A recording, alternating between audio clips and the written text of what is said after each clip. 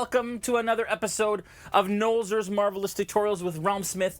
I am your host, as usual, Jason Azevedo, and I also have Julian here. Say hi, Julian. Hi, Julian. And he will be answering all of your questions. We are live on the D&D Twitch, on the RealmSmith Twitch, as well as the RealmSmith Facebook. If you are enjoying what you're seeing, make sure that you follow on and subscribe on the D&D Twitch, but you can also follow us on the RealmSmith Twitch and follow us on the Facebook RealmSmith Facebook. That's how it goes. If you follow us on the RealmSmith Twitch, or if you subscribe to us on the RealmSmith Twitch, this little potion bottle will blink different colors. Purple for follows and blues for subscribes. So feel free to do that. Head over to our channel if you're enjoying what you're seeing. This is episode 36. And we will be painting the young gold dragon. This is one of my favorites. I've been waiting for a gold dragon in the WizKids Nolzur's line, and I am so freaking excited to jump in and do it today. It's going to be an absolute blast. We'll get into that in just a second. Just going to answer some questions. Sorry, not answer some questions. We're going to make some announcements. It's Sunday. You know how it is at the end of a weekend.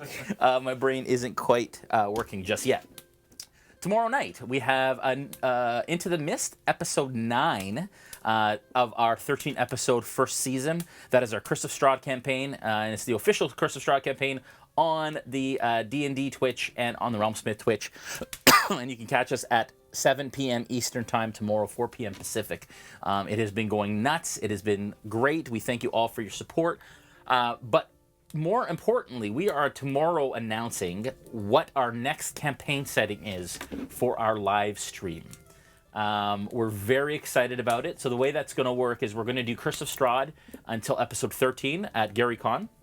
And then for the next 3 months after that, we're shifting gears to another campaign setting for 3 months. And then we're going to come back to Curse of Strahd, our Into the Mist live stream, just in time for Halloween. Imagine that. So we're super excited about that.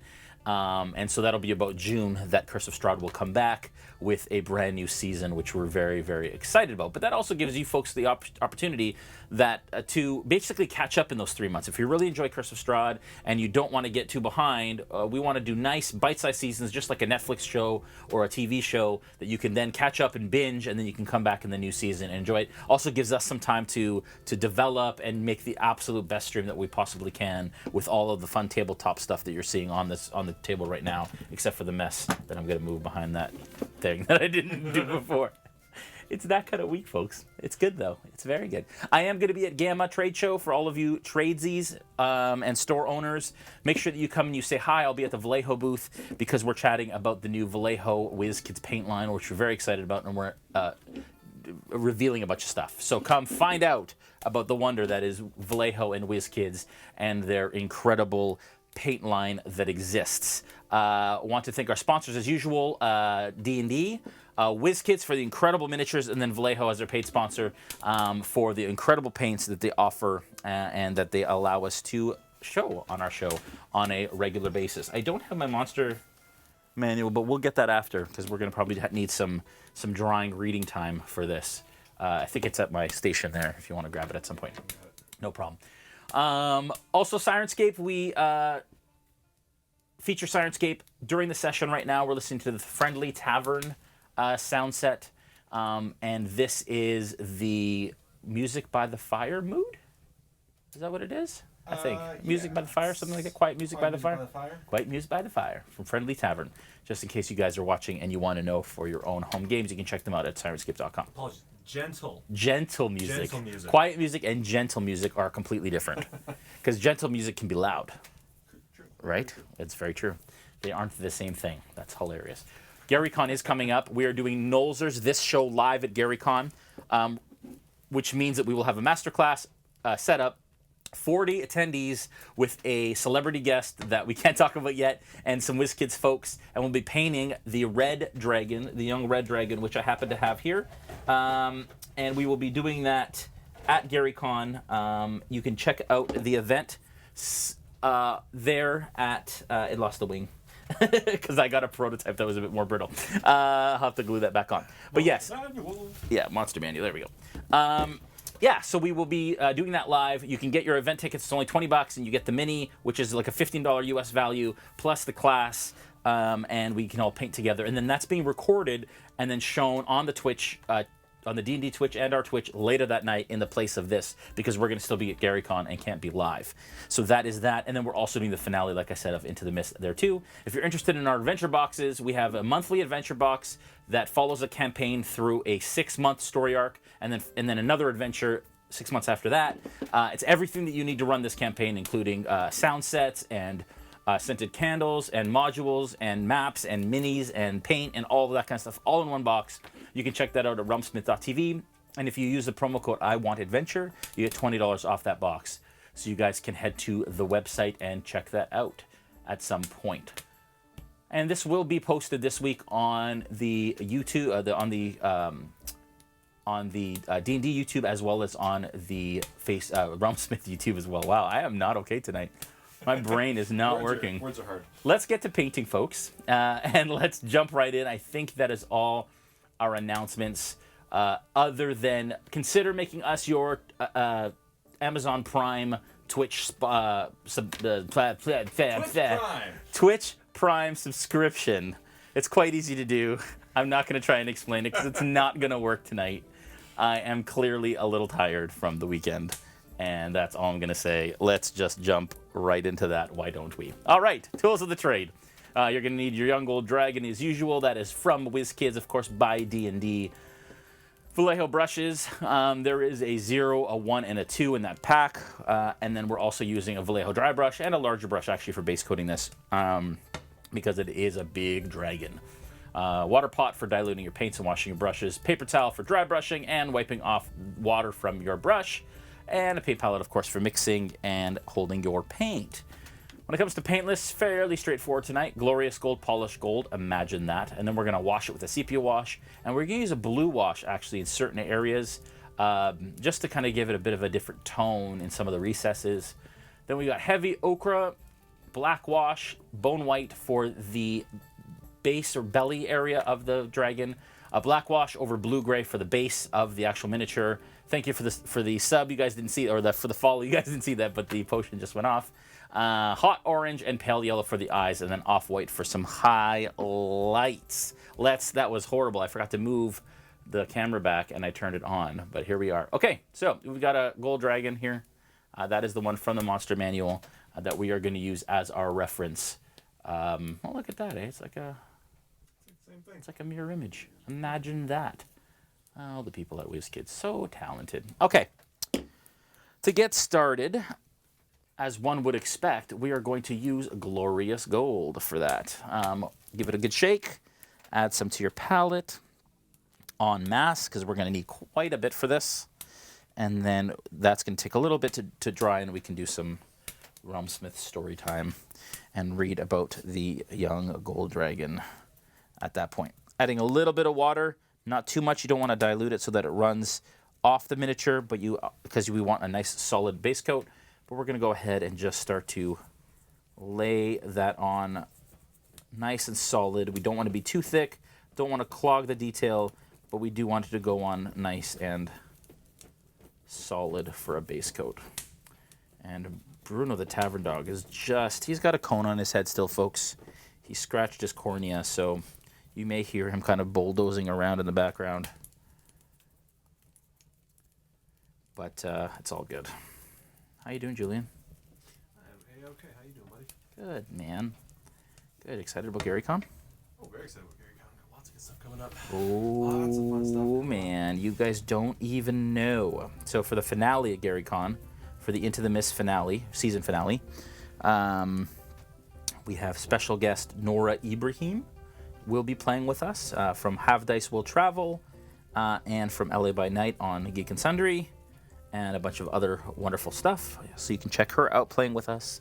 And then we have another guest, again, that I wish I could talk about, but I can't yet because we're just finalizing some details to make sure that the schedule is permitting for that other person. But yeah, and then we have other surprises that will knock your socks off. One important thing to remember for that is if you are watching with us live, you will have the opportunity to spend bits to actually affect the combat in-game. So get your bits fingers ready and be ready to actually play in the game with us from the comfort of your own home over Twitch.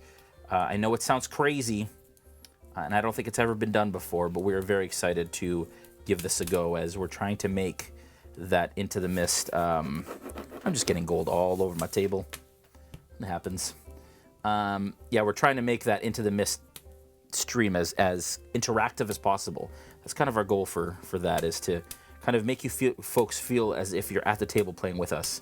And we have a really cool way to do that. Can't say any more, but just have your bits fingers ready to go at GaryCon while we're watching. And that is 10 a.m. Central Time, March 28th, which happens to be the day before my birthday, which should be fun. What's that? Nathan Kaiser would like to know, can they spend their bits to actually help Strahd instead? No.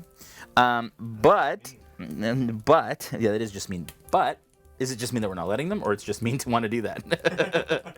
Both. But we've talked about that, actually. So, actually, you guys could let us know what you think of this.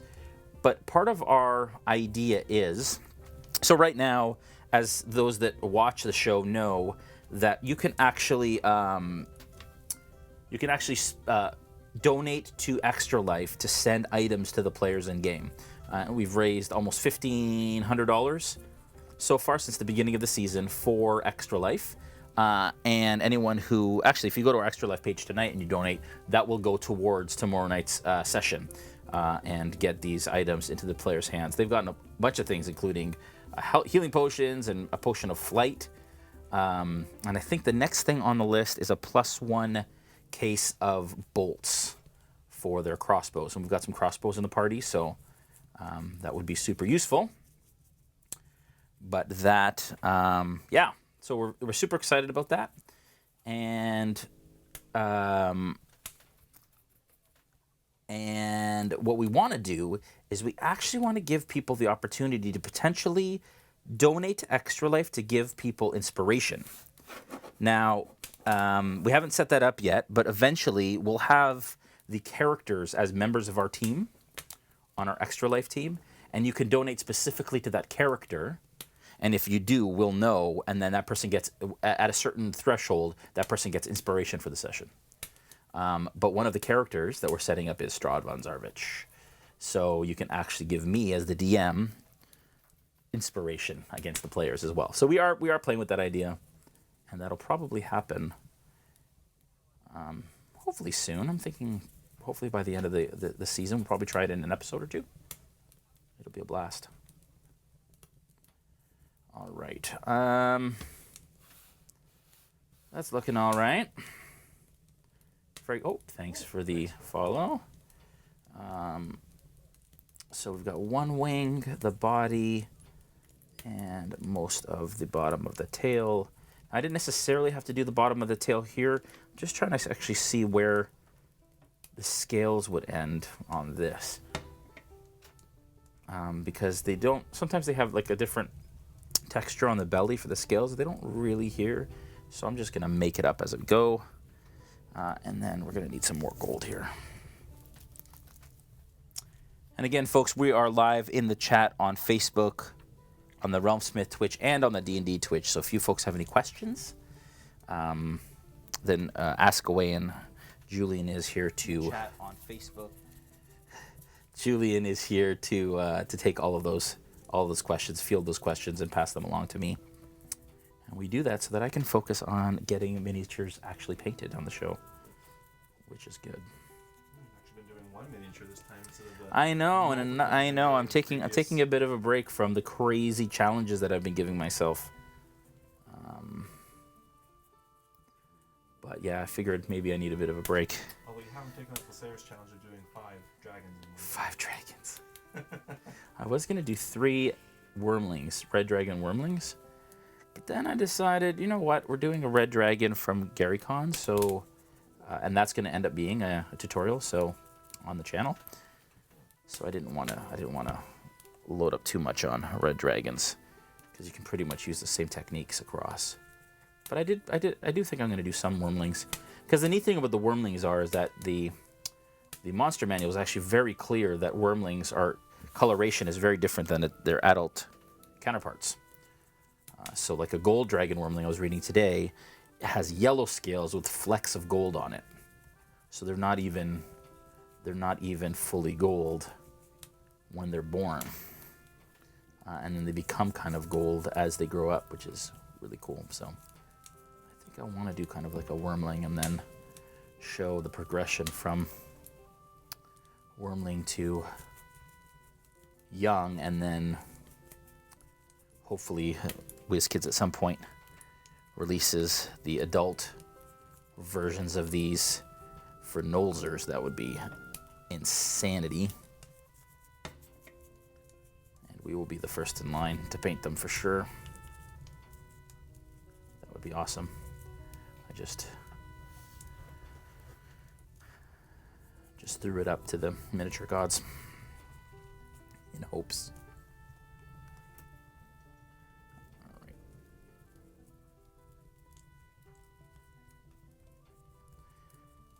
Where's everybody watching from? That's always something I love to hear.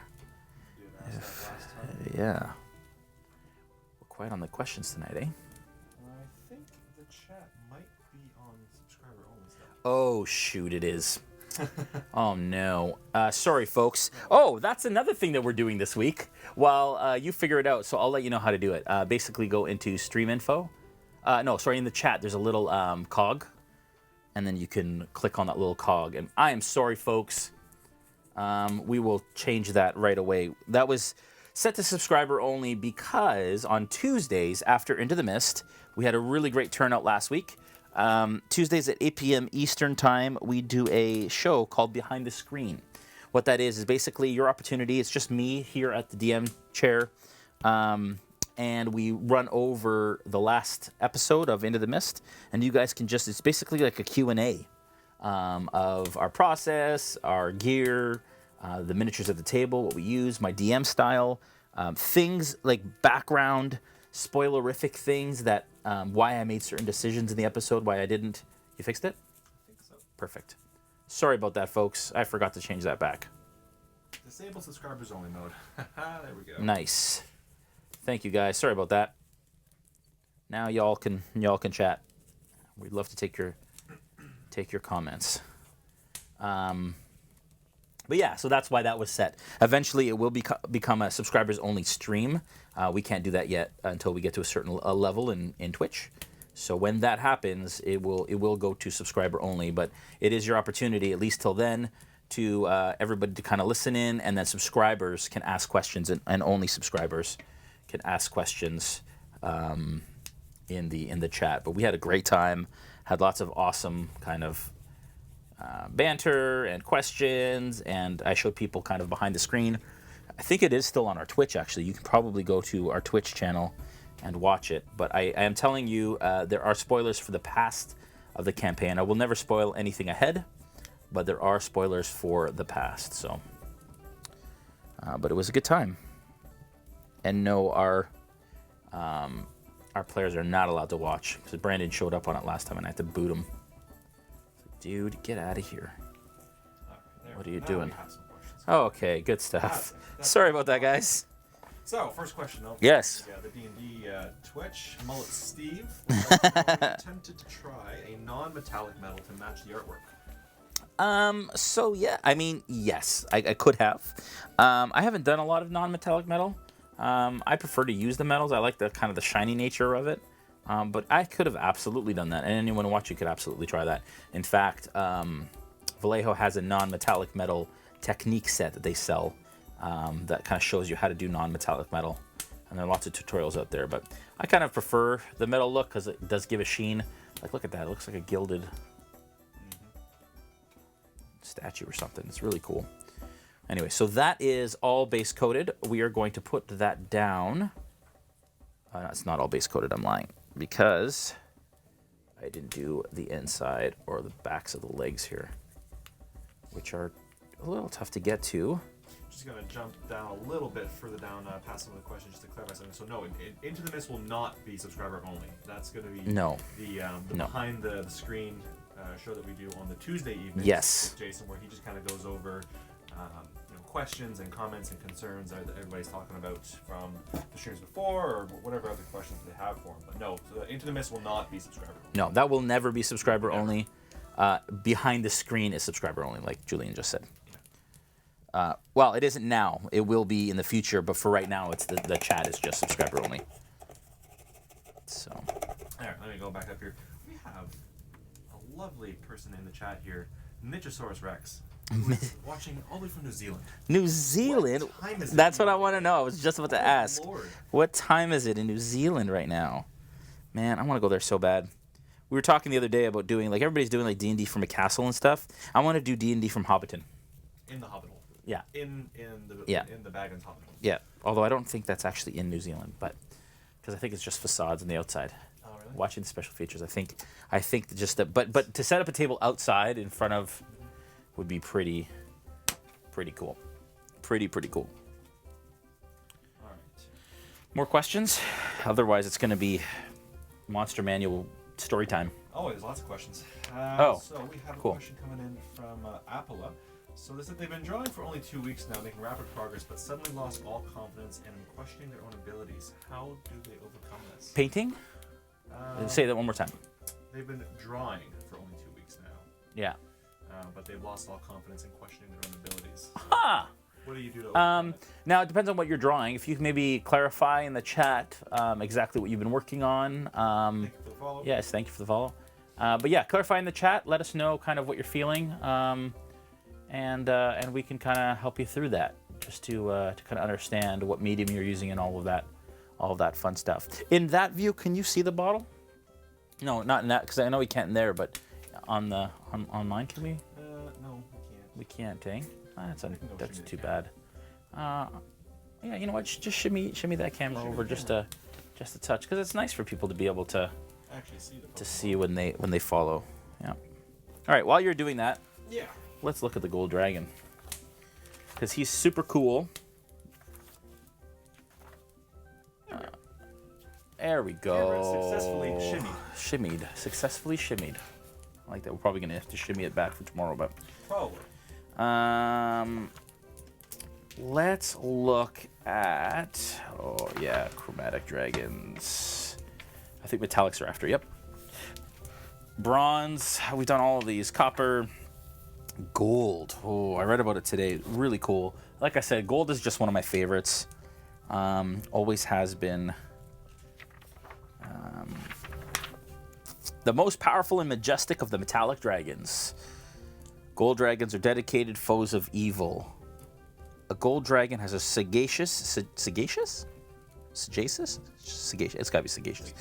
Face anointed with flexible spines that resemble whiskers. Its horns sweep back from its nose and brow, echoing twin frills that adorn its long neck. A gold dragon's sail-like wings start at its shoulders and trace down to the tip of its tail, letting it fly with a distinctive rippling motion as if it's swimming through the air.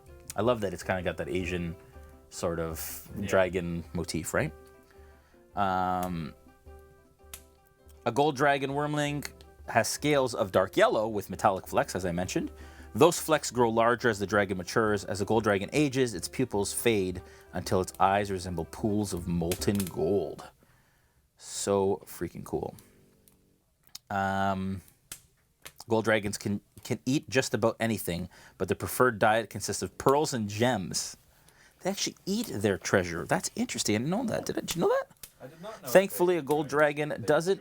Yeah, I had no idea.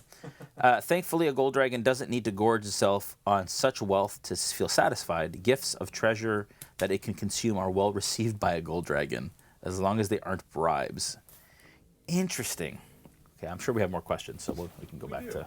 We do. All right, let me just, This guy, I think, is dry. He feels dry. I'm gonna give it a couple more minutes, and then we're gonna give him a nice wash with some stuff. He looks really cool already, just very golden. So, question in here coming from Patron 101. How would you welcome back. incorporate this dragon into the mist? Ooh, how would I? So I don't know if there is a gold dragon in the campaign. If there were, though, I would probably have him in some sort of human form. I wouldn't even reveal him as a gold dragon. I would just have him as an NPC who would just kind of show up, maybe give the player some wisdom. Maybe he's gone a little mad for being in a place that he can't escape. I'd be curious to find the backstory of how the gold dragon actually got stuck in Barovia. Right. And then, but yeah, there isn't one there. But I would use him as kind of a guide, to the players, and he probably wants to escape just as much as anybody else would. I can't imagine a gold dragon would be very happy being trapped. There's not a whole lot of good happening in there. No, and he is though. Maybe diametrically opposed. Gold dragons, it says, are like serious enemies of evil. So they above all others despise and hate. I missed a little bit of. They despise and hate evil, even more so than silver dragons or anybody else. So, being a lawful good dragon, there's a lot of evil to dispose of. Especially in Barovia. So, I don't know. How do you be how are you a gold dragon in Barovia and not just rampage? Although it would be cool to see a gold dragon after Strahd, though I think the gold dragon would destroy him if it was an ancient gold dragon. Yeah, you just use it as it'd have to be in human form. Yeah, like some sort of human form. Yeah, the adventurers along and I wouldn't even tell them. Yeah. I wouldn't tell them for a while. Actually, I probably wouldn't even tell them until or if they escape Barovia, and they end up in their homeland, and then they're visited, and then there's a hint as to the thing, but they'll never actually see him. That's cool. So Kyburn14 would like to know, does the dragon come off the base? This base he does not. So he is on there real good, but he also comes with a large bottom base that you can put him on for greater stability. We are going to go ahead, folks, and use sepia wash now. The sepia wash is going to be an all-over wash to add depth and shadow. For those of you that are new to painting, I always dilute my washes just a touch, just to help them to flow a bit better. And here we go. And then we're just gonna brush it over the mini, like so. That was a little wet. You can see what happened there, but basically we're just gonna go across, and this wash is going to add depth and contrast, delineating a lot of the detail as washes do. It's a little wet, so I'm just gonna... 3.5 Geek would like to know, Jason, as you've made your way through the dragon line, how has your technique for the wing membranes developed? Yeah, so I think they're different. They're not different across every dragon, but some of the metallic dragons tend to have, in fact, all of the ones we've done, I think, have solid kind of color across its membrane and the spines. So I've kind of taken that approach. Now this was a little wet, so you can see, folks, that sometimes when you put a wet wash onto here, it's actually washed that. Can't really see too well on here because it's all very shiny. But I am seeing some primer through here, so I just have to be careful, not water it down so much, because I don't want to. If you wet a wash too much, it'll actually take off your base coat. So just a word of caution. But you can see on the face here that's not happening because it's much less wet. Sorry, the question was... How have you developed your technique for the wing membrane? Right. So I haven't really. The black dragon kind of killed me because of that reason. It takes a long time to paint the spines on dragons. If I were to paint all these spines, it's not a slow process. So I like the metallic dragons for that reason, just because they're a bit more expedient, a bit faster to kind of get through, because you don't have to worry too much about those membranes. But I do find it is easier to paint I've learned to paint the spines first and then paint the membrane after that. Mostly because the fine detail that it takes to paint the spine is much harder than basically painting an open area in the membrane in between, if that makes sense. So that's kind of how I've developed. It's just you have a lot more control over kind of a larger brush in a larger area than you do with a smaller brush on the spines. So that's my approach. We just got a subscriber too. I don't know if it's somebody who's in the chat, but somebody just subscribed to our boxes. So thank you very much to our subscription boxes. So if you are in the chat and you are the newest member of the realm, please sound off and let us know. We're very excited and we thank you. You will enjoy it. Jim Bob 1254. Jim Bob, love Jim it. Bob Jim Bob would like to know, what's your best advice to painting D&D minis coming from wargaming, such as 40K? So I came from wargaming. That's exactly where I came from. The biggest thing that I've taken from wargaming is batch painting, which is why I like to do multiple minis at once.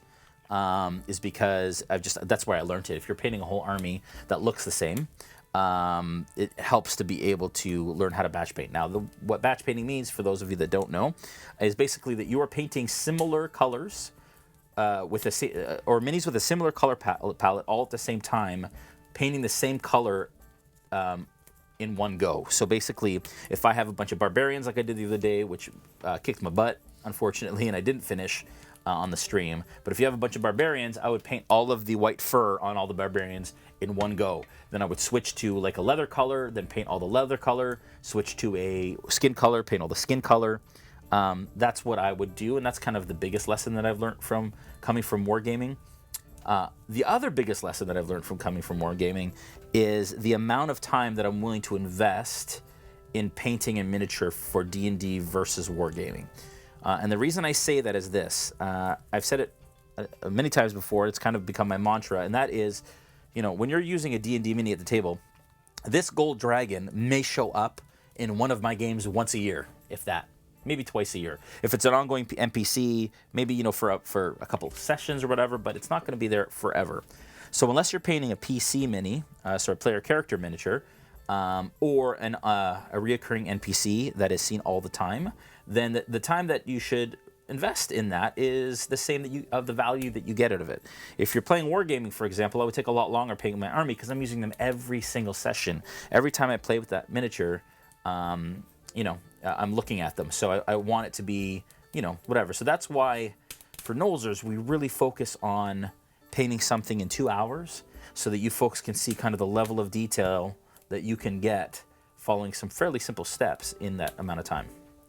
But that's probably the most valuable lesson that I've learned is just the value that you spend in time painting compared to the value that you get out of the miniature in the long run. So, okay, so that is the wash. We're going to put this down now because it is going to take some time to dry. That's the thing about washes.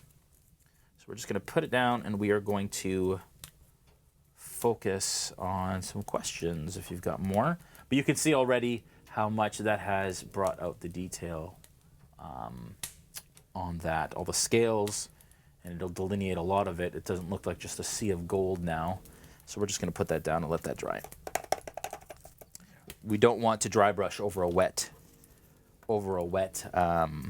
wash. That will, thank you for the follow, because that will absolutely kind of just make a big mess and mix it all together. All right, so Rinbad the Railer would like to know, with such a bright base coat, do you change how you do the wash and detailing so the luster stays stronger? Yeah, so the thing about washes that you have to remember is that most washes, they do have gloss washes out there, but the Vallejo washes are all matte washes. So once they dry, it'll really bring down the luster and really dim or dull the coat. And so I would suggest, specifically for like a gold dragon, I would spray it with a gloss varnish or a satin varnish rather than matte varnish to bring that luster back out. As well, when you're adding a wash, because again, it's muted quite a bit, you can't really see it on camera as much as you can in real life, but it will, once it's dry, be a lot more muted than it was when I first did it. But then when I dry brush over this again with polished gold, it will bring that luster back up on those areas. And then when I spray it with a gloss varnish, it'll also do that. So it's kind of the plan. Back over to the RealmSmith. Yeah. Do you want to pass me the fan? I might as well use the fan. It's already on the table in front of you. That one. Yeah, that one. Yeah, it's going to be a little loud, folks. I apologize. Especially if I hit the gold dragon with it. Okay. Oh, she's on my finger. Ow! So, the Buttery Gamer. Buttery Gamer. Will you be highlighting the wing spines and the underbelly? Yes. So once this is dry, I will probably add a blue wash in some of the recesses just to give it a bit more kind of differentiation. These dragons tend to look quite kind of uniform or one-toned, I guess. So I just want to make it a bit more interesting and add some blue wash because in the color you can see here on the wings in this area here, you can see that there's a bit of a green or blue tint. This fan used to be very quiet. Not so much anymore. Yeah, sorry, folks. It might be time for a new one, a better one. Dan Robot Man. Yeah. I'd like to know if there's any more news on the Discord server. It's out. We posted a link in the chat last time. I don't know if you go back to last episode of Into the Mist, you may find the link in the chat. It's out there somewhere in the ether. You can send Joel a message, just ask him. He's got the link, and then you can post it.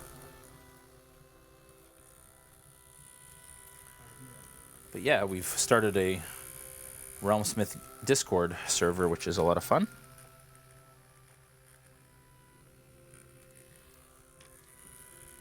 But yeah, you can see, folks, how now it's dulled quite a bit. It's still shiny, there's no doubt, but these washes really dull out the tones on. All right, so I got Zelda.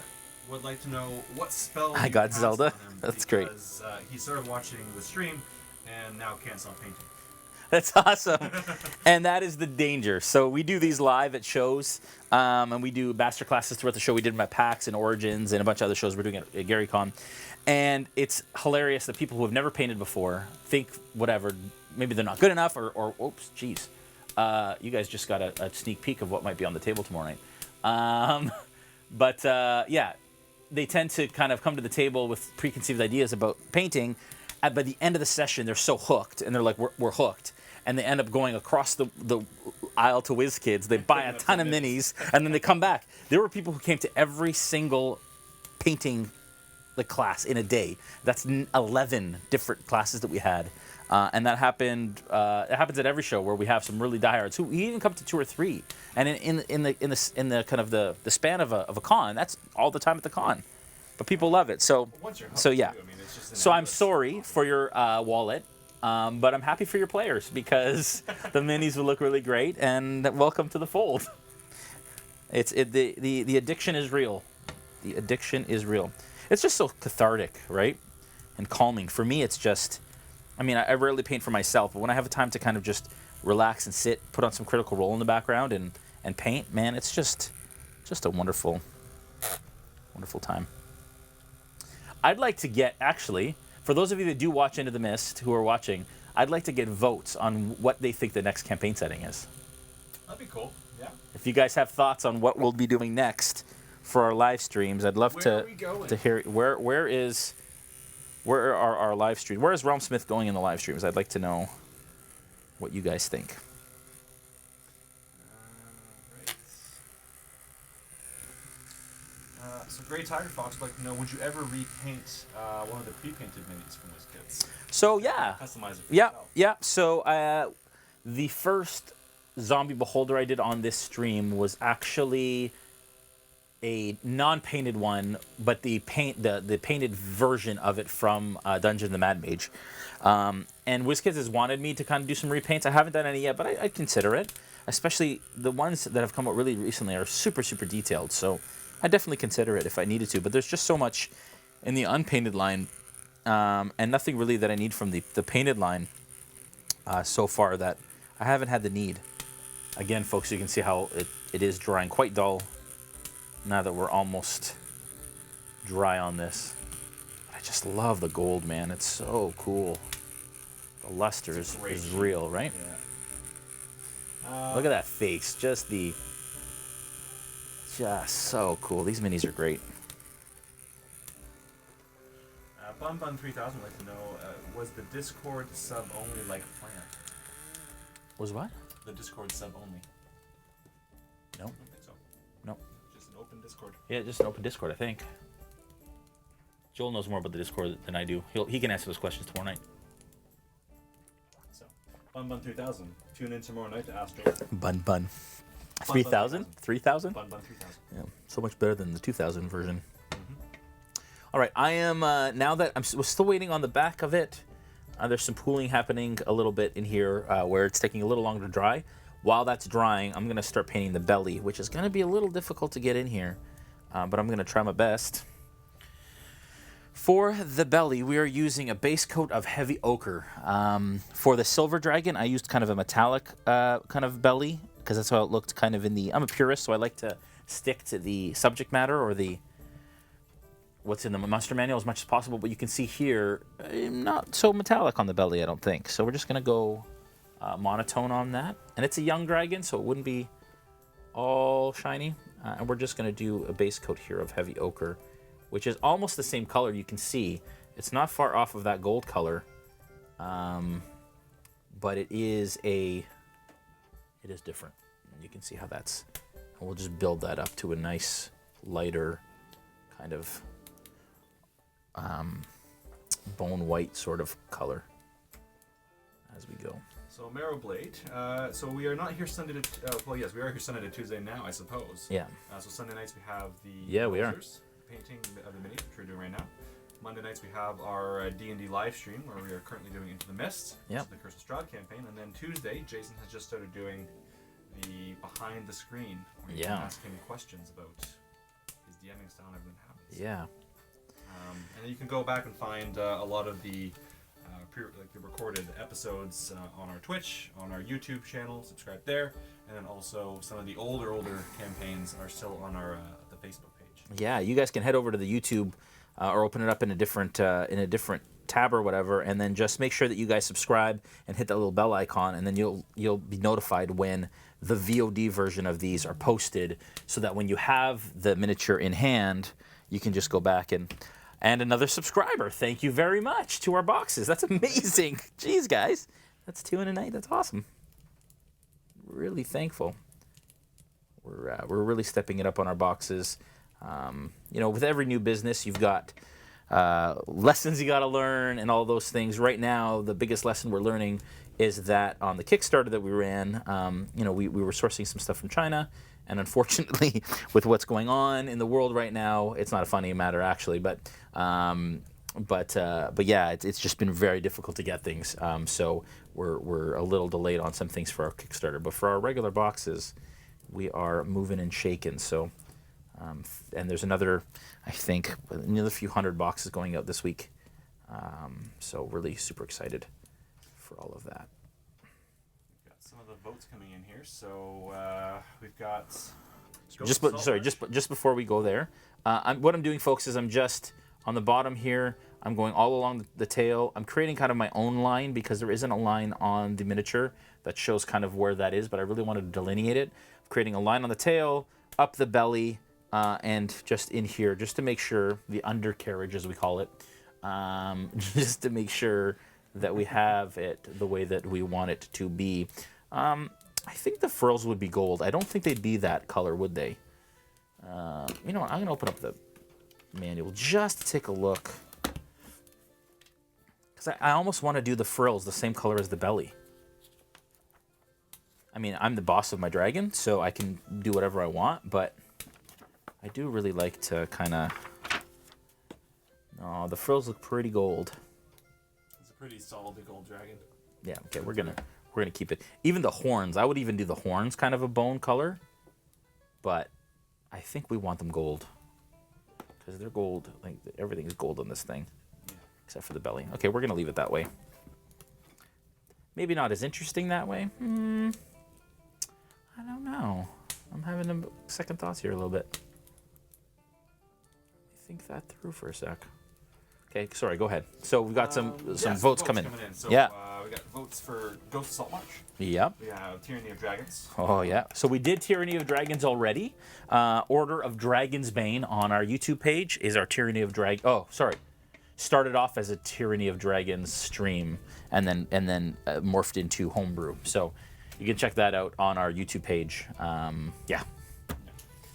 But it's not that. A couple of votes for Descent into Avernus. Ooh, Descent. Ghost of Saltmarsh. Ghost of Saltmarsh is a popular one, eh? Avernus and Ghost of Saltmarsh are the two popular votes right now. Yeah. I'm going to just swing on back to D&D. Eberron is another vote. Cool. Eberron is a really cool title. Well, we have an Eberron-style character. We have a Warforged in our... sorry, folks. What I'm doing now is I'm taking Bone White and a Heavy Ochre, and I'm mixing those together in my palette here. Just to kind of a mid-tone between the two, basically like half-half. And I am going to start pinning that onto the scales on the belly and underside of the tail as well, and under the neck too. But what I'm doing here is, you can see, I'll get in real close, but I'm just picking out the scales like this and painting them, leaving the Heavy Ochre in the recesses. And that's what we are going to do there like that. Those are all really cool votes. Really good. I like it. Guess we'll have to wait to find out tomorrow night. Tomorrow night, we're announcing it, folks. Tomorrow right. night's the night. It's going to be exciting. Got some other questions popping in. And I know people are kind of concerned. Not concerned, but I know that people are kind of, some people are like, oh man, I'm really enjoying The Curse of Straw. Don't end it. It'll be back, folks. We are not abandoning it. It is literally, we're doing just like a Netflix special would, or a Netflix show would, where we're doing we're taking a seasonal approach to our shows. Gives the opportunity for people who aren't into Curse of Straw to kind of tune in and enjoy it, and then we'll get back to it later. So never fear, it will be back. I promise. Okay. There was a question. I think I just lost it here. How do you transport all of your minis? That is a great question. I typically, when I go to shows, it's kind of haphazard. I don't, so we run, geez, that was close. We run our sessions here in the studio, and I have a curtain here full of Tupperware and cases and such for our miniatures. So they don't have to go far unless we're taking them to shows where we're doing demos and so on of our boxes, which we do for GaryCon, for example. We had a booth at PAX, we had a booth at Origins. So when we do have to transport minis, I have these, which are really great. They're like multi-tiered things, and I've labeled them all. We've got like adventurers and townsfolk and bandits, elves and cultists, goblinoids and undead, and beasts of the Underdark. So that's how I do it. And typically with painted minis that I've painted, if I'm doing a solid enough kind of coat on it afterwards, a protective coat, whether it be a matte or a gloss coat, whatever varnish I'm using afterwards, hopefully that is enough to protect it while it's in kind of that. For the better miniatures, the ones that we're a lot more careful of, or are showpieces, I just wrap them in a towel, and I put a towel, basically a towel layer in a Tupperware, and I lay them down, and then I put a towel over top. But I'm not really for my wargaming. When I was into wargaming, I actually have cases with foam in them, as is typical. But that's how I transport them. We're going to now take Bone White on its own, and then also go back, and then just a smaller highlight in the middle of that. And you can see we're really working up that color for the belly.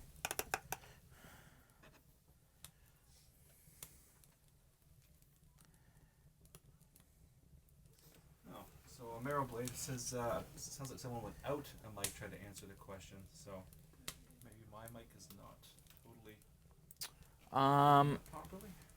Yeah, that's weird, because I did turn the mic on, but maybe go check it out. I will go take a look-see.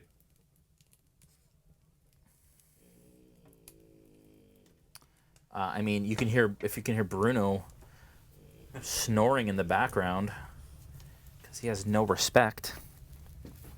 for the process. Kidding, I love him. But definitely let us know if you can hear him snoring, because that's funny.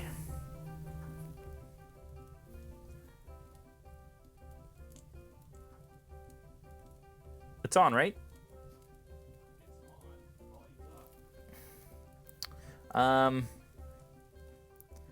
I can tap it and see if and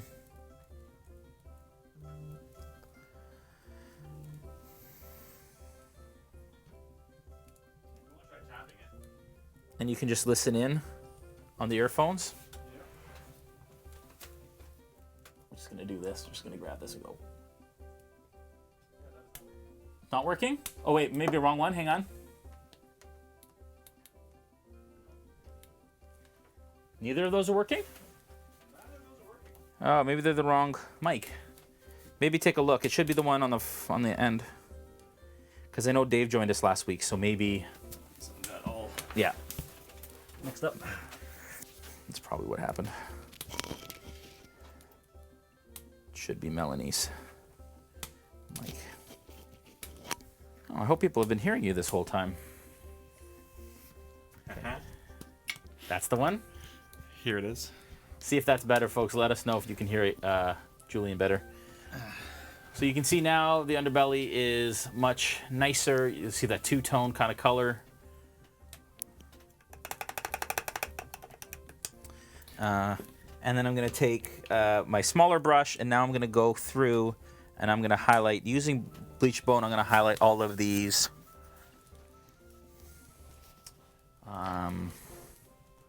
All these little ones on the back, and I'm just going to go through like this.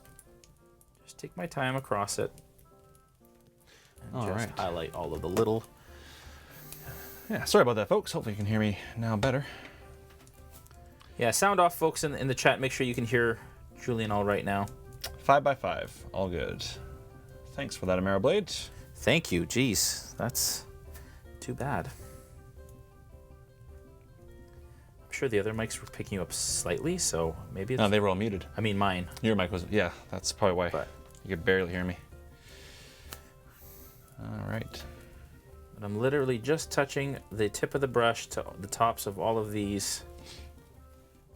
all these little scales on the bottom here. Man, I wouldn't want to get whipped by this tail. This is a monstrous tail. So yeah, sorry, going back to that then, Ameriblade. So yes, YouTube is where a lot of the VODs are for the older episodes of this, as well as on the Twitch. There's also some stuff still on Facebook, on the RealmSmith Facebook page as well. Yep. So you can check for all the previous VODs there.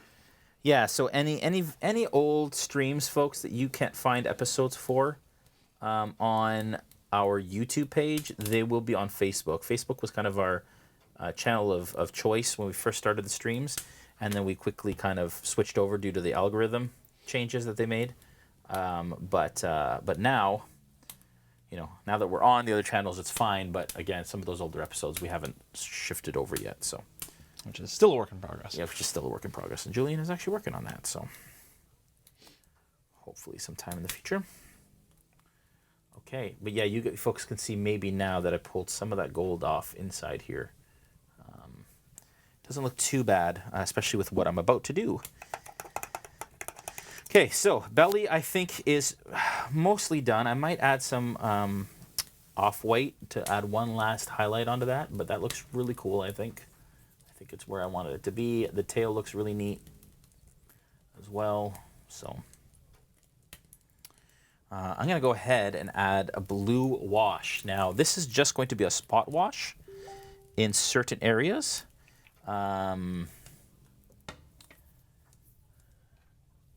Because I do not want...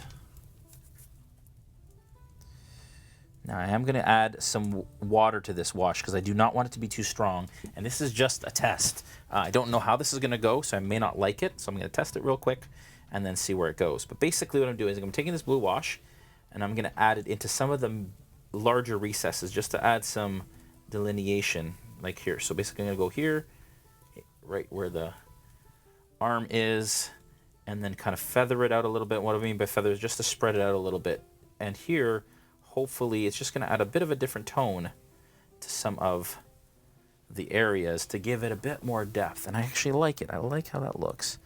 There was green in some of the art that I've seen. You know, whether this is blue or green, it's hard to tell because it's right beside yellow.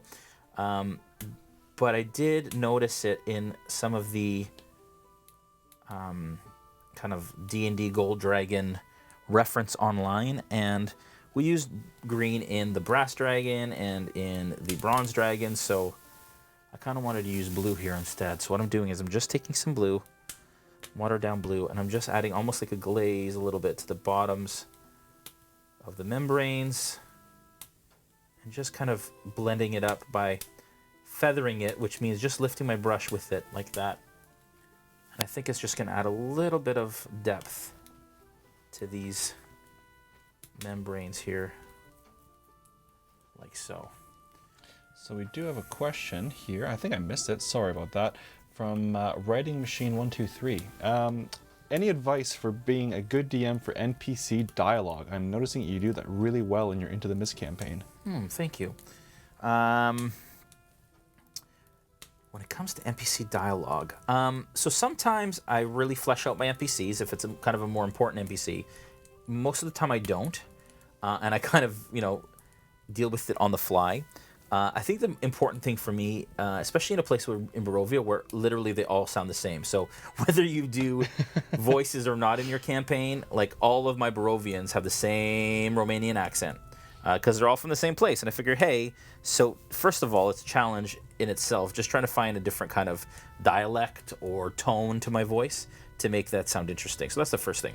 The second thing is just thinking about what drives this NPC, what separates them from every other NPC in your world. It's not important for every NPC to be memorable. I think that's important too. Some of them are just, you know, just a common shopkeep who, you know, doesn't necessarily have any other motivations or anything like that. But yeah, just kind of jotting down what makes them different or the outlook that they have on life. Now, a lot of that work's done for me in the Curse of Strahd book. And so I can I pull from that a little bit.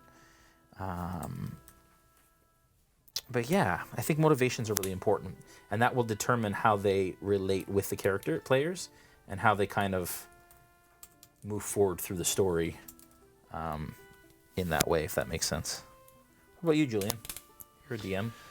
Yeah, I mean, one of the things that I find really helpful with NPCs is, you know, don't be afraid to use some random roll charts for characteristics or personality traits that will kind of help define them, because you know, you can bounce back and forth between someone who's maybe a little more paranoid or someone who's, you know, overly energetic. You know, there's a lot of different ways that you can differentiate NPCs even within a campaign like Curse of Strahd, where they're all Barovian and they all have the same kind of accent, but you know, how do they kind of come across as a character? And then I think Jason hit the nail on the head. I mean, remember that not every NPC needs to be that memorable, right? If it's just a random shopkeeper that's just, you know, it's there for 2 minutes in your campaign, then, you know, don't stress about it. Yeah, exactly.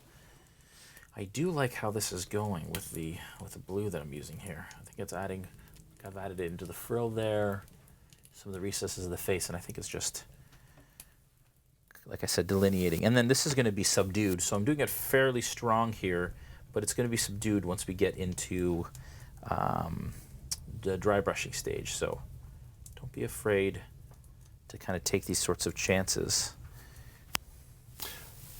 Sorry, I didn't even, the Facebook chat does not like to update very well at all, but no Kelly worries. is here. And Kelly would like to know, have you ever thought about painting any of the miniatures from the D&D board games? Yes, so I did. So Dungeon of the Mad Mage, we did the Zombie Beholder.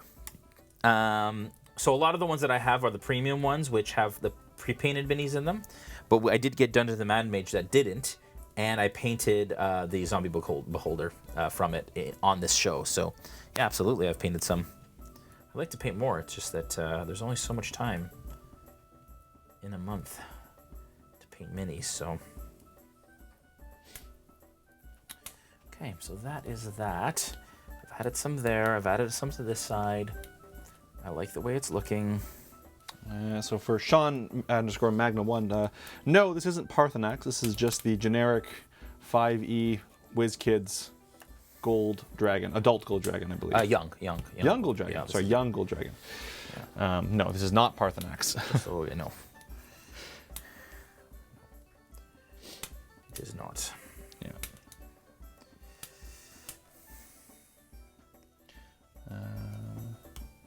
Oh, and for those of you that want to know, this dragon is not out yet. This dragon will be released in March. So this is a pre-release look at this dragon, as well as the silver dragon we painted last Sunday is also not out until mid-March as well. So you guys are probably, some of you, seeing it here first. And it is just such a great sculpt. You can see I've added some wash into the recesses along the inside of the tail, and that again is just gonna make it a bit more interesting, so it's not just that single kind of uniform or single tone sort of color. Yes, Jack's Not Funny did raise a valid point. Oh, Jack's Not Funny is watching? Jack's Not Funny is watching. Of course he is. Well, he's a moderator in the D&D chat. But but he pointed out that you can pre-order these minis at your friendly local game store now. Yes, you can. So if you are interested, hop on over. You can. Yes, you can do that. Because these go fast. They do. The red dragon, the gold dragon go very fast. I can assure you folks that. So, and WizKids is doing a really great job of trying to keep up with demand, but they can't make them fast enough. There's a big. Remember when the Beholder came out? It was really difficult to get for a long time, and every time they thought they made enough, everyone would sell it again, and then they'd have to produce more. Oh, it's a Beholder too. I mean, yeah, it's just and the value. I mean, for $5 US or whatever it was, what an incredible miniature. So, yeah. Nathan Kaiser, sorry if I'm pronouncing that wrong, but they would like to know: would you rather fight one gold dragon-sized duck or 100 duck-sized gold dragons? Oh, jeez. Okay. Just for a fun little one-off question here. I'm assuming for this to be a valid question, because we're going to get down to the nitty-gritty here. Assuming this is, for the validation of the question, and just to really understand what he's asking, I'm assuming we mean like ancient size gold duck. Like ancient size. Sure, duck. let's It would have to let's be, go it would with have that. to The be biggest large. possible, the biggest possible version that you could get. 150%. One dragon-sized gold duck, or this is something gold duck. One gold dragon-sized duck. Yep, I would agree. Because you just really have to come armed with crackers or bread, and then. But what if it was a really angry duck? Wow, Canadian geese can be kind of like that's not a duck, cool, right? That's a geese. Yeah, and ducks don't really get pissed, do they? They can. I mean, I'm sure anything could I've get. never seen a pissed off duck. I've seen like a scared duck or like an indifferent duck. The only thing for me is the only reason I wouldn't vote for the 100 duck-sized gold dragons. Now you have 100 dragons full of magic and whatever they breed. Gold dragons are. That's true. But the other thing is I think 100 gold dragons would be kind of cuddly. I don't duck-sized gold dragons, like, they're not mean. And if I'm a lawful good character and they love me, then I would love to just snuggle and play with 100 duck-sized gold dragons. I wouldn't want to get on the bad side of 100-sized gold dragon. Man, that is a good question.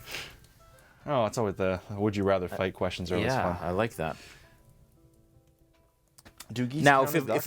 if it was a Tarrasque-sized duck, that's like a different story. I mean, I don't know.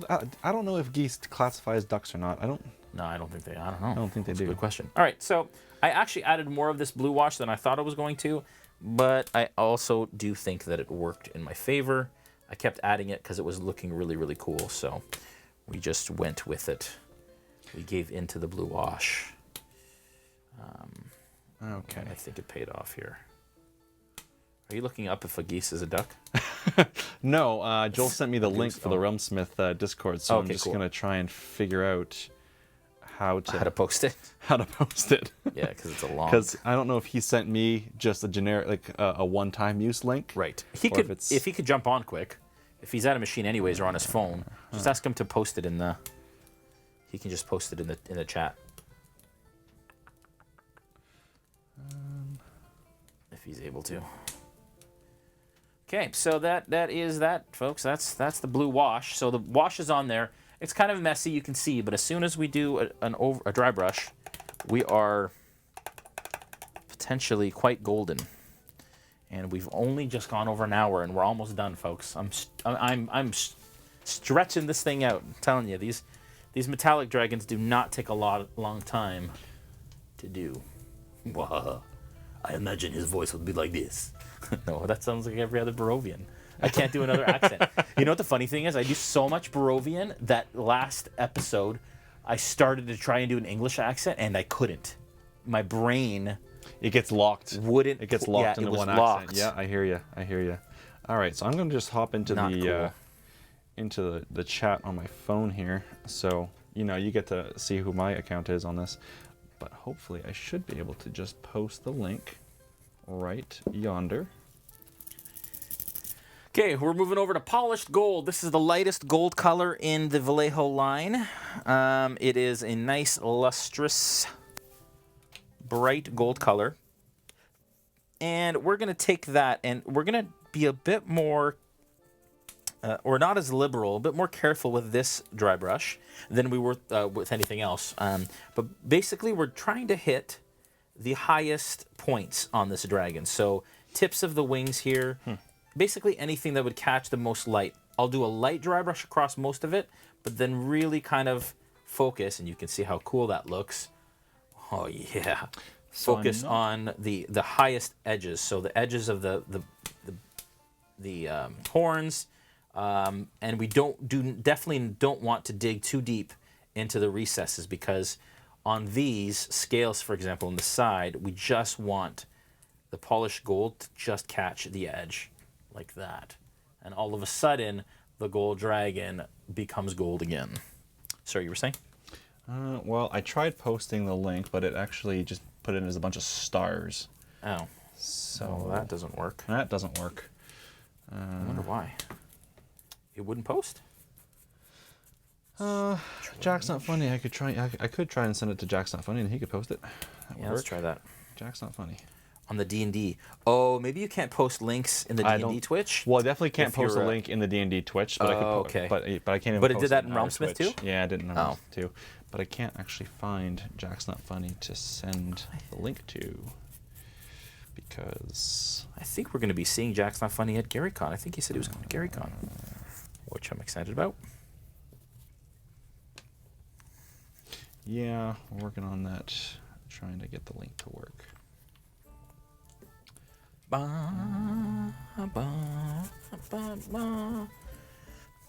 can also post the link to our adventure boxes too, if you have a sec, in the RealmSmith chat.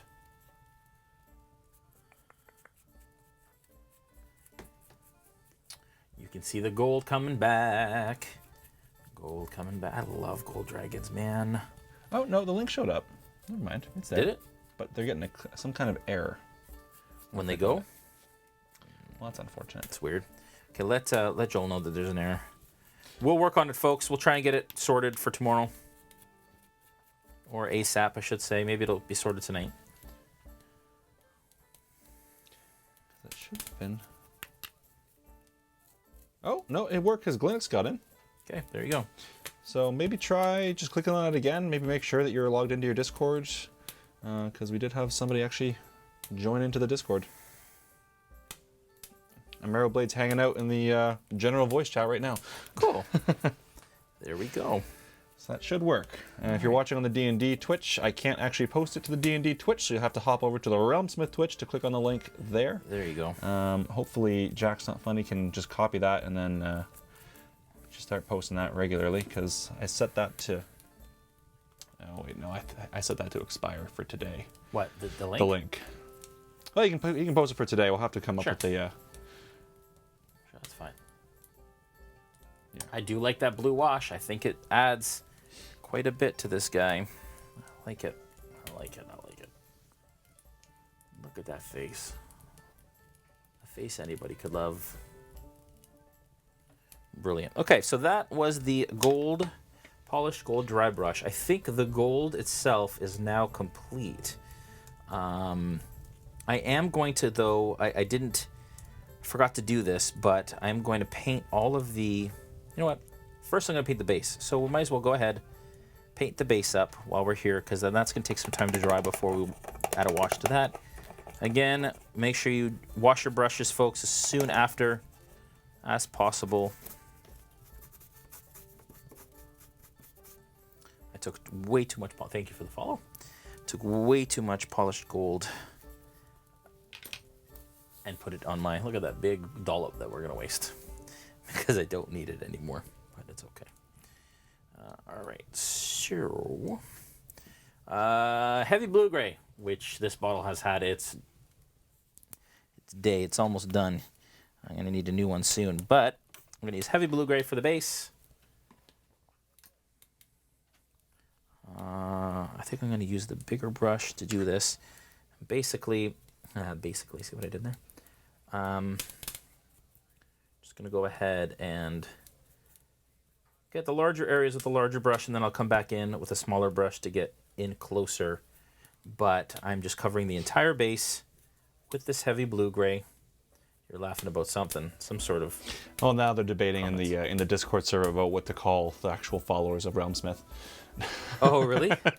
We've been calling them Realmers all along, yeah. But if you guys can think of something better... Well, in the chat right now, we've got Smithereens, Smithies. The Smithereens. That's great. Smithereens. Smithereens is pretty good. It is good. All right, I'm going to try and get that link to Jack's Not Funny. Okay, so I've gone as far as I can with a large brush, so I'm going to go switch over to a smaller brush for that. But the heavy blue-gray, so you folks know, that is one of the base colors in the Vallejo line. They're called extra opaque colors, which basically go on in one coat, which is really nice, especially for large areas like this. But they're perfect just for this purpose, for laying a base coat. It is quite close to the color of the, it's darker, but it's not far from the color of the primer, so sometimes it's difficult to miss certain areas. Just pay close attention to that. And then we'll go ahead and we'll paint the claws of this thing, because I did not do that before, because I knew we'd be painting the base and didn't want to mess that up. So Jack's Not Funny, if you take that link I just put in, that one should not expire. So you should be able to just use that there you go. Indefinitely. And perfect. That'll let anybody who would like to join our Discord server join the Discord server. Mm-hmm. So fun, so much happening. I can't tell you guys how much I enjoyed the Tuesday night chat behind the screen. It was so fun. We're also debating on allowing, not allowing, but featuring. So this Tuesday, starting probably this Tuesday, because we're not far from season 2. Not season 2, I want to say season 2, our next campaign. The next season. I don't know what to call it. But anyways, basically we're not far from it, because April 6th is when the next campaign will be premiering. So, yeah, we're not far off. So we actually are going to maybe start, and if this is something you guys are interested in, please let us know in the chat. But I'd like to start featuring the players and have them introduce their characters for the second half of the show. So first half is me just kind of, chatting about the last episode and about DMing in general and answering your questions, so general Q&A. And then the second half will be question and answer session for the player, and either for Into the Mist for their characters, or also about their new character, and talking a bit about why they chose it. So that'll be fun.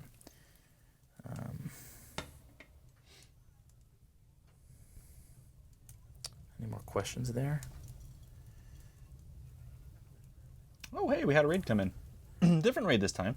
Nice. On the D&D Smaller. Twitch or our Twitch? From the D&D To the D&D Twitch? To the D&D Twitch. Nice. From Welcome. Ventar. Welcome, Raiders. It's always so fun and such a wonderful surprise when a raid shows up on Twitch. I say it like I'm I know what a raid is. I literally just found out like last week. So That's okay. cool when a raid comes in. Like, it's so awesome. Speak with confidence. Everybody believes you. Right. Those raids are so great. Yeah, no, I have no idea, but So I'm going to try and go back now and do some questions since I've been dealing with this Discord thing. Yeah. So that nerd would like to know which set is this to which pre-order? nerd? That nerd. That's a great handle. Oh, that's good. Which set is this to pre-order? Is it Wave 11. Wave 11. Yeah. Yeah, Wave 11. So that nerd, it's part of Wave 11. All right. He is so cute, this guy. I'll tell ya. All right, so the base is base coated. Now I'm going to go ahead and I'm going to use the smaller brush, take some of the heavy ochre, which is still wet in my palette, which is one of the wonderful things about Vallejo. They stay wet in your palette longer. And I'm going to go ahead and paint all the claws. So Epidicus would like to know, is that the same gold as the base coat or is it lighter? Which gold? The gold that we dry brushed with? It's lighter. Probably lighter, yeah. Yeah, so that the one that we used for the base coat was glorious gold. The one we used for the dry brushing is a polished gold. So it is lighter. Okay, those are all base coated now. Go ahead and grab some bone white, which again is still wet in the palette. And I'll go ahead and paint those claws in bone white there. Like that. Trying not to get the base, but if you do, it's no big deal. Yeah, Jack's Not Funny got the link. Sorry, Jack's Not Funny. I couldn't really figure out how to, because I was doing it from my phone, but I couldn't. You weren't popping up on my phone, so I couldn't actually direct message you. It was weird. But you got it. That's all that matters. Mr_Zay would like to know. They subbed to the Sirenscape after watching how cool it was in Into the Mist stream. What's the best way to let them know how to send you more love and support? Oh, wow. To let Sirenscape know? To let Sirenscape know, yeah. So Steve from Sirenscape often watches these. He may be watching now. So that you've already done that by doing that, saying that. But their Facebook group, I think they have a Facebook group, so you can jump on there and post or send them a message. Yeah. We appreciate that, guys. I'm sure Sirenscape also has a website where you can probably send an email to them. Yeah. Yeah, and they are our main title sponsor for season 1 of Into the Mist. So it's been wonderful having them. Okay, so claws are base coated and highlighted. I never know how to say that. Is it highlighted? Highlight? Highlighted. Highlighted? Highlighted is the right way to say it. Just sounds weird. Highlighted. Highlighted. They're highlighted. Yeah. Highlighted. Well, okay, and then I'm just going to add a quick sepia wash to those claws, just so they blend a little bit more, and they're not as stark as they are now. Sorry, everybody, if you do hear some noise come in, it's just me refreshing the Facebook page so I can actually see if there's any comments there. Because that's the way the Facebook page has to work. Yeah, it's not fun. It's no fun. All right. Usually pretty quick, though. That heavy blue-gray is still a little wet on the base there, so we're going to have to wait on that for a bit. While we're doing that, like we're almost done here, folks. While we're doing that, I am going to take off-white. And I am going to use that as one final kind of highlight on the belly scales. Take my number 0 brush, and I am on this side. Obviously the light would be hitting the top here, so I'm just gonna touch the top of these like this. There, now they're really gonna kind of stick out, but just hitting the top where the light would hit.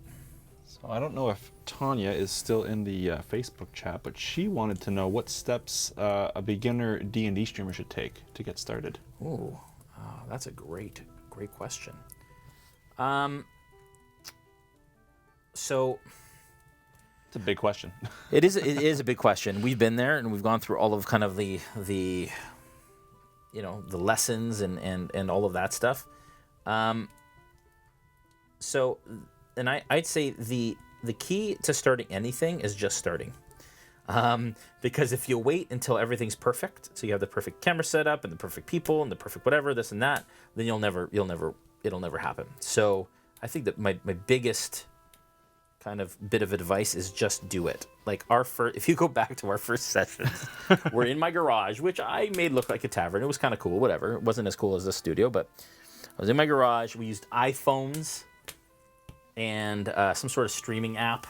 Like it was not anywhere near this, and this was only a few years ago. So I would say, like I said, the main thing for me was just start.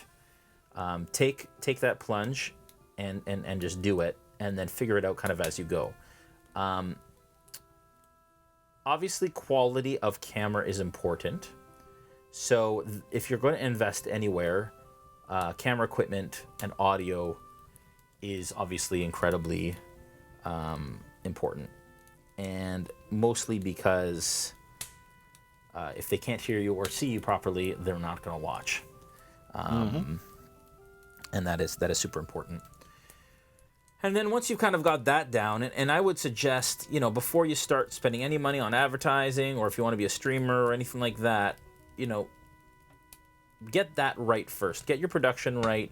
Do kind of like we did like almost like a couple beta episodes, and then decided to launch when we were comfortable, kind of for the world to see what we had put together at that certain iteration or place in our kind of evolution.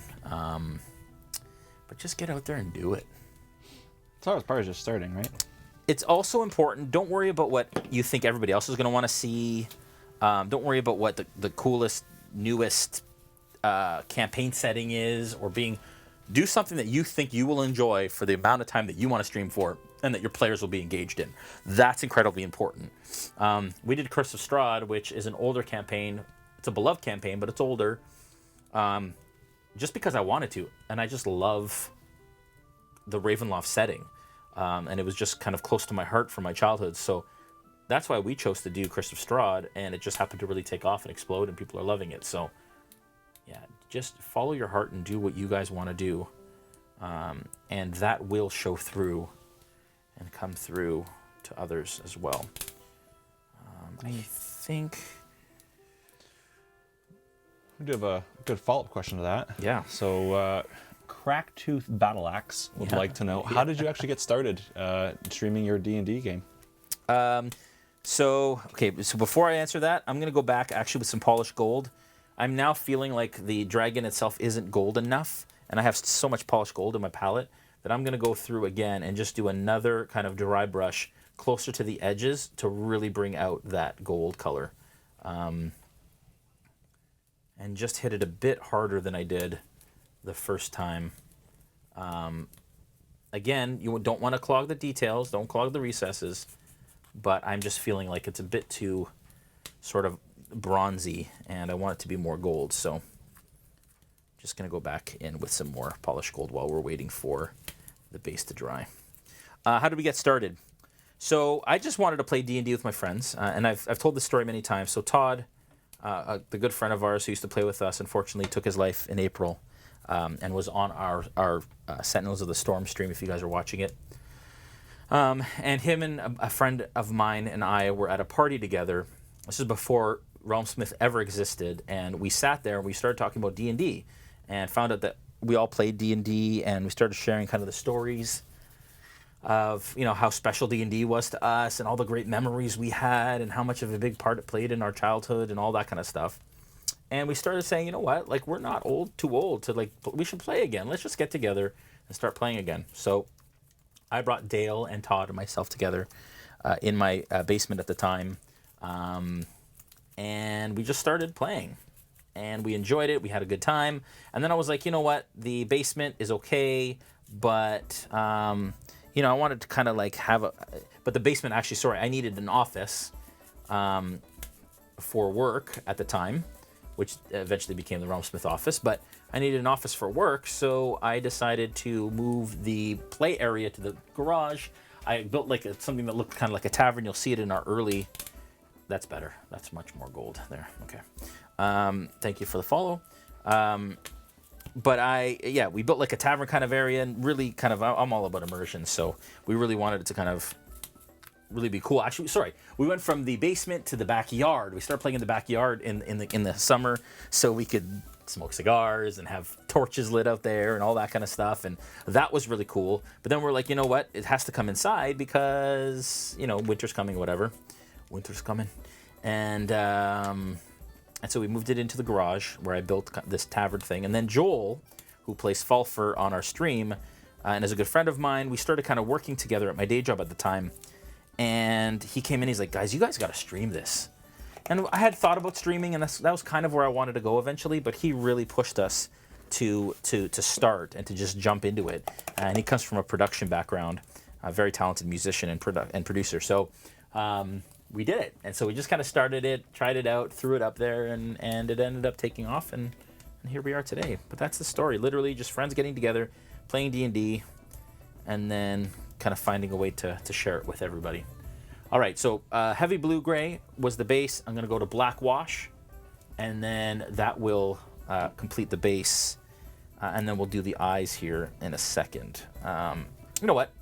I'm going to do the eyes first, because then I won't have anything to hold on to once the base is painted. So for the eyes, it says molten gold. Like they lose their pupils, and then they go to molten gold when they get older. But I don't want just gold eyes right now. I want it to feel a little bit different. And they should probably have pupils at this point, but I've decided not to do that. I've decided to go a different route. I'm going to use Orange Fire.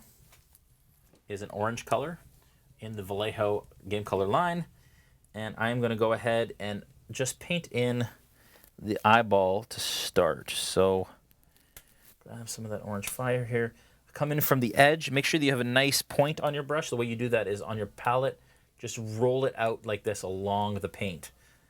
Come in from the side. I'm resting my hand on the miniature for stability, and then just gonna paint that into the eye area there, like that. And then I'm gonna go across here, the back side of it, and paint that orange again into that side as well. And this orange color will stick out a little bit from the rest of the gold, and will just give you a really good starting point for the eyes and these kind of cool eyes. All right. We're going to let that dry just for a second, and then we're going to use pale yellow for kind of a pupil point in the middle of the eyeball. A little more work into the gold dragon than the silver dragon last week. A little bit, maybe. Yeah, maybe a little bit. We did some different... I'm actually a little surprised at that, because the gold dragon, I felt, it went really quick, but we had a lot of different, like, we used the verdigris and stuff. I wonder why. Because this is actually a much simpler color scheme than we used for the gold. Maybe I'm talking more, I don't know. That's all right. All right, so pale yellow, again, try and get a nice point on your brush. Like so. And then I'm just going to go in here, and I'm just going to add a little pinpoint into the middle of the eye. On that side, and again on this side.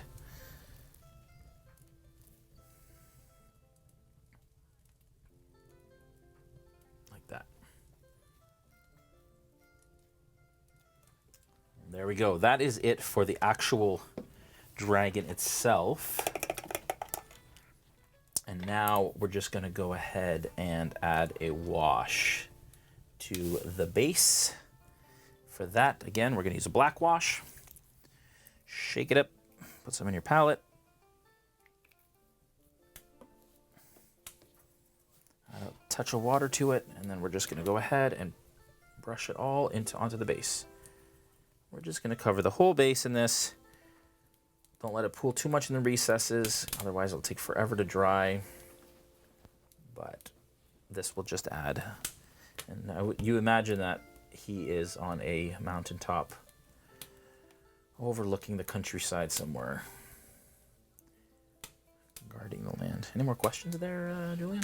No, we've kind of quieted down. The D&D Twitch is kind of going back and forth on how to actually do a gold dragon encounter. Oh, cool. What are they saying? Well, somebody suggested the idea of actually setting up as like a 30-person raid, which... Like in an evil campaign to go fight the gold dragon? I mean, I guess that's why you would be fighting a gold dragon. Yeah. Yeah. But, I mean, that'd be a lot to manage, so just kind of going back and forth on the mechanics of how a DM would manage a 30-person table. Yeah, exactly. That's a lot. Also, folks, if you have a question that you asked earlier and didn't get answered because we missed it for whatever reason, then please post it now. So just write question in front of your question, and Julian will make sure that those get answered.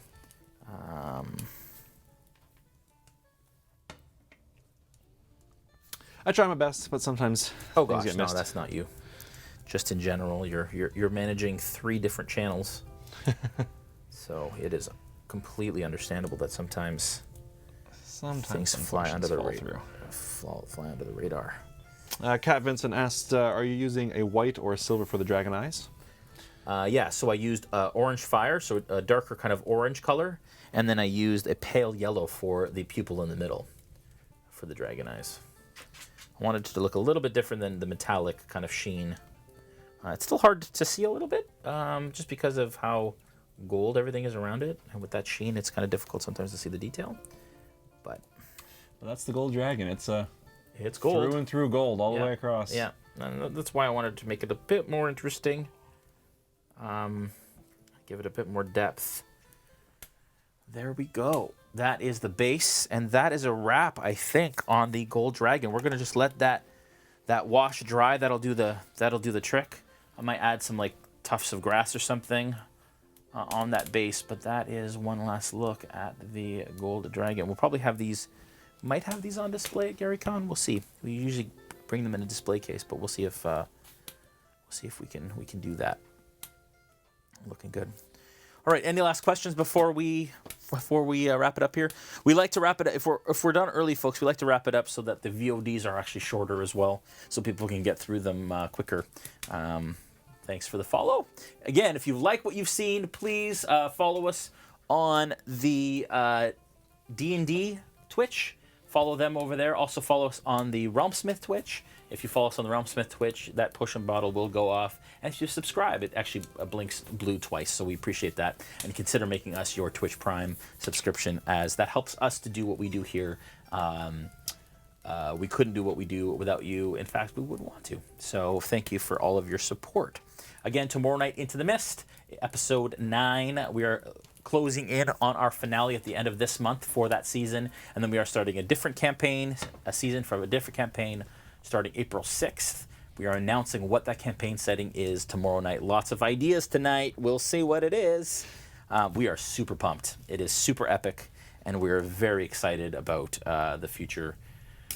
And then we'll be back again, like I said, for Curse of Strahd in June-ish. GaryCon, make sure that you go to the events. I think they're open to all Silver Badge members. They're only limited spots, only 40 spots. So if you're interested in joining us live to paint the young red dragon at GaryCon, make sure that you get on the website and that you get in there and register for that event. It's only $20. You get the large miniature, which I think they retail for about $15 to $20, and then you get a class as well with me and a celebrity and some awesome folks from WizKids. If you'd like to check out our adventure boxes, thank you for the subscriptions tonight. We got 2. That is incredible. You can head to realmsmith.tv. Again, it's an adventure box that we get. I think do I still have mine here? I had one that was showing off last weekend. It's probably gone. I think it's in the room. Doesn't matter. Basically, everything that you need within a box to run a weekly adventure. We send it to you per month. And it's got a scented candle for some of the immersive kind of experience. It's got modules and maps and miniatures. You can add paint to it to paint the miniatures that are in there, papercraft terrain to build everything that you need, and a Sirenscape sound set that is specifically curated and designed by Brandon for that adventure with all of the moods that you need for it. So you can check that out, realmsmith.tv. You can get $20 off the first box by using the promo code IWANTADVENTURE there as well. Also, check out Sirenscape. We featured them tonight. They are the main title sponsor for Into the Mist. And we just want to thank D&D, WizKids, and Vallejo for their ongoing continuous support. check out the VODs of all 35 episodes before this one on our YouTube page and also on the D&D YouTube page. And make sure that you subscribe and you hit the little bell icon to be notified every time that we post a new episode onto the YouTube page. One last quick little thing. The Discord is not for subs only, so I have posted it in there on the chat on the RealmSmith. Jackson Funny's been posting it on the D&D chat there, so if you'd like to join that Discord and chat along with us, awesome. Thank you very much. All right, folks, that is a wrap on the Gold Dragon. He's so golden. Look at that. Very golden. All the way from there. He's quite golden. And then this, you guys got a little look at, but this is something that I made literally in like, oh, it's starting to bend up. That's not good. I built these literally in what, half an hour, I think, last week. Don't break it. I did, but that's okay because now it'll sit still. It'll sit straight.